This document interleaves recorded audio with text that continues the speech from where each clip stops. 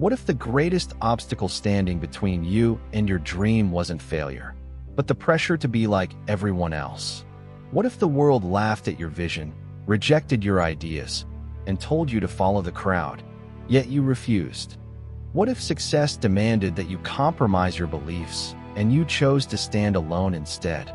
This is the story of a man who refused. A man who would rather face rejection than betray his vision. A man who refused to build his life according to other people's expectations. While others sought approval, he sought excellence. While others followed the crowd, he followed his own path. And even when that choice cost him everything, he refused to surrender the dream he believed in.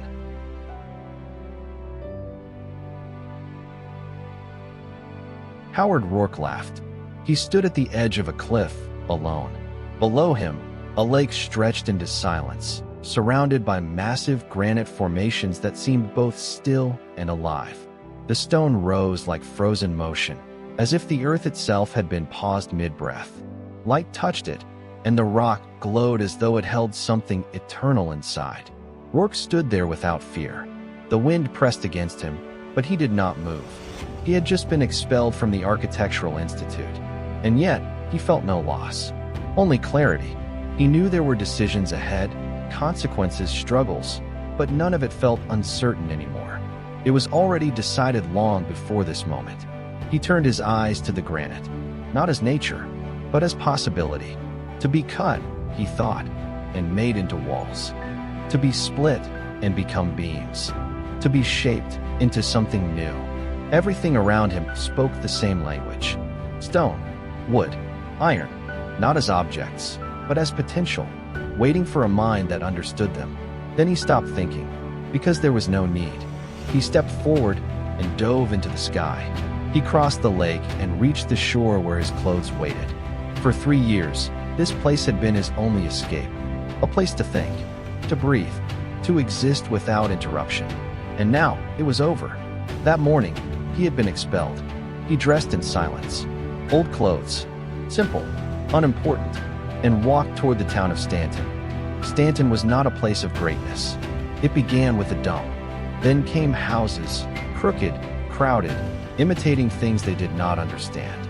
A church stood there too, dressed like a Gothic monument, trying to look older than it was. Streets followed, tight, repetitive, filled with buildings that copied each other without thought or purpose. People noticed Roark as he passed, but he did not notice them. They felt something about him they could not explain, and he felt nothing about them at all. At the end of the road stood the house where he lived. Inside, a woman spoke to him about sympathy, about failure, about how life should be accepted. He did not listen, not because he was cruel, but because it meant nothing to him. She told him the dean wanted to see him. He said he would go, not urgently, not emotionally, just as fact. At the Architectural Institute, the building rose like a fortress, heavy, traditional, imposing. Inside, the dean waited in a room filled with stained glass light and imitation history. He spoke of rules, tradition, compromise, failure. Roark listened, but did not bend. They told him he should copy the past. He asked why. They said it was sacred. He asked again, and again, until the argument was no longer about school, but about the world itself. Then he spoke, not loudly, not emotionally, but clearly. There is no value in copying what others have done. A building must come from its purpose, its material, its truth. Not from tradition, not from permission. A building is not a symbol of the past. It is a creation of the present. And I will build in no other way. When he left the room, nothing had changed around him, but everything had changed within him. He walked out into the sunlight, and for the first time, the world did not feel like something to obey. It felt like something to build. The decisions made that day had already started shaping the future of two men. One who chose to follow tradition, and one who refused to follow anything at all. Later that day was graduation. The hall was full. Hundreds of students sat in silence, waiting for the ceremony to begin. At the front stood Guy Franken. He spoke about architecture. He spoke about tradition. He spoke about beauty, truth, and love. And he spoke about serving the past. The audience listened. Then they applauded. Peter Keating sat in the crowd. He was the best student in the school. He had worked hard for this moment. And now, everyone was looking at him. He felt important. He felt successful. He felt ready for his future. Then his name was called. He walked to the stage. He received awards, a gold medal, and a scholarship to Paris. The hall erupted in applause. Everyone praised him. And he smiled, because this was everything he wanted. After the ceremony, the celebration continued. People congratulated him. Teachers shook his hand. His mother was proud of him. Everything felt perfect. But in his mind, he thought of someone else. Howard Roark. Roark had been expelled from the school that same morning. He was gone, and that thought made Keating feel even more confident. Because if Roark was wrong, then Keating must be right. Later that night, Keating was alone. He thought about his future. He had two choices: go to Paris, or work with Franken and Hire. He thought carefully. Then he made his decision. He would work with Franken and Hire. That night, he left in a car. The road was dark. The wind was strong. The car moved fast toward Boston. Keating looked ahead. He felt excited. He felt powerful. He felt like the world was opening for him, like everything was finally beginning. Peter Keating looked at the streets of New York City. The people were well-dressed, moving quickly, each one absorbed in his own direction. He paused for a moment outside the building on Fifth Avenue where Franken and Hire Architects was located. This was the beginning of his new life. He adjusted himself, then entered. The building was polished and grand, filled with classical decoration that imitated ancient styles. Everything inside looked expensive, refined, and carefully designed to impress. Keating moved through it with a growing sense that he was entering something important, something powerful. He was taken up to the drafting room. There, he found long tables filled with drawings, plans, and men working quietly. He was given a task immediately. No ceremony, no explanation, just work. He bent over the drawings and began to trace lines that already existed, careful not to question them. At first, he felt uncertain. Then he began to look around. The others worked with confidence, as if they belonged there completely. Slowly, Keating adapted. He learned the rhythm of the office.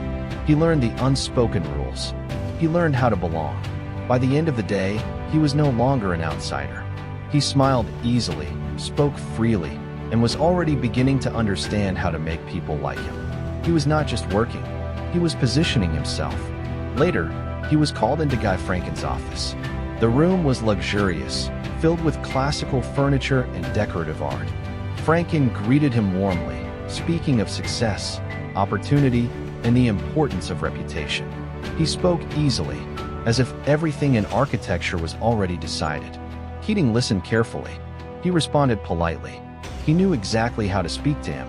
A drawing was placed on the desk. It was a design for a wealthy client's residence. Franken glanced at it casually, already half uninterested. Keating studied it and made a suggestion. A small change. Careful, but confident. Franken listened, then agreed. Just like that. It was the first moment Keating understood something important. Influence mattered more than design. That night, Keating left the office with a new feeling. He was not yet great, but he was inside the world of greatness. And that was enough for now. Meanwhile, another young architect had arrived in New York City. He did not enter through success or recognition. He entered quietly, carrying nothing but his drawings. His name was Howard Roark. The city did not interest him. He did not look at people. He looked at buildings, not for beauty as others saw it, but for structure, purpose, and truth. He walked through streets filled with imitation, buildings that copied the past, cities that repeated what had already been done. But he saw them differently. To him, everything was either honest or false, built from understanding or built from habit. Roark was searching for something he could not yet define clearly, but he knew it existed. He reached a small, forgotten office far from the center of the city. It belonged to Henry Cameron. Cameron had once been one of the greatest architects in New York, a man who believed that buildings should follow their own logic, not tradition. But the world had rejected him. His ideas were too new, too independent. Slowly, he had been pushed aside until nothing remained but reputation and memory. Inside the office, Cameron sat alone, bitter and exhausted. still holding on to the last fragments of his career. Roark entered. They looked at each other. No introductions were needed. Roark simply said that he wanted to work for him. Cameron did not trust him. He insulted him. He questioned him. He challenged him. He tried to push him away. But Roark did not change. He did not argue. He did not plead. He simply stood firm. Something in that presence disturbed Cameron. Something familiar. Something he thought the world had destroyed long ago. Finally, against his own anger, Cameron gave in. He agreed to hire him. A small salary. No promises. No future guaranteed. But Roark accepted without hesitation. Because for him, it was not about success. It was about building. And that was where everything began. Roark began working in Cameron's office. The work was not easy. There were no clients who trusted them. No steady projects. Only small tasks and long periods of silence. But Roark did not complain. He drew. He studied. He built in his mind before anything was built on paper. Cameron watched him closely, at first with suspicion, then with curiosity, then with something he refused to call respect. Because Roark did not design to please anyone. He designed to be right. Outside, the world continued to reject them. Modern ideas were not welcome. Buildings were still expected to copy the past. Columns, ornaments, decorations that meant nothing. Cameron had fought this world before and lost. Now he saw it happening again through Roark, and it made him angry and afraid. But Roark did not change. Even when there was no recognition, even when there was no success, even when the work they created went unseen, he continued. Because for him, architecture was not a career. It was a way of thinking, a way of living, a way of building truth into stone. And slowly, something began to form between them. Not friendship, not comfort, but understanding. Two men who had both refused to surrender. One at the end of his journey, and one at the beginning of his own. Time passed inside Cameron's office. The work continued, but the world outside did not change. There were still no clients, still no recognition. Only drawings, silence, and struggle. Cameron grew weaker, not just in body, but in spirit. He had once believed the world would accept true architecture.